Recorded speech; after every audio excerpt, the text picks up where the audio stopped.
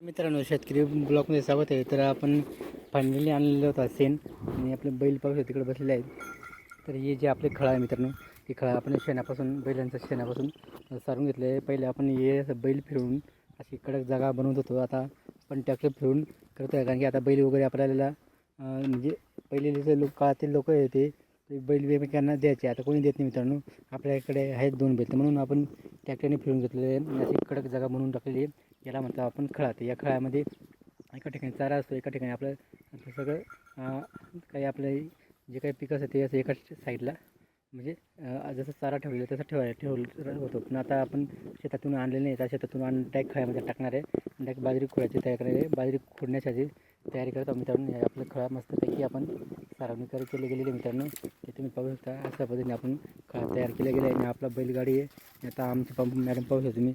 आता जे काही घाण पडलेली ती आता साफसफाई करता तुम्ही पाहू शकता तुम्ही मित्रांनो.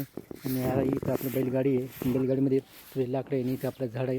झाडाखाली मस्त खाली चालून दिलेले आहे आणि आपलं बैल मी इथं खाली झाडाखाली निवांत बसलेले असतात आणि आपण पण इथं निवांत बसलेल्यावर काम करून बसू शकतो. अशी जागा साफसफाई केलेली मित्रांनो. इथे आपलं बैल व्यवस्थित बांधून दिलेले आहे. त्यांना चारा वगैरे व्यवस्थित खाता.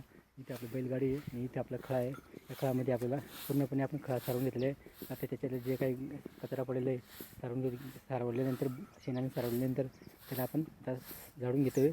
आणि झाडून परत आपल्याला त्याच्यात उद्या आपण आपलं जे काही पिकं असेल ते आपण इथं टाकणार आहे.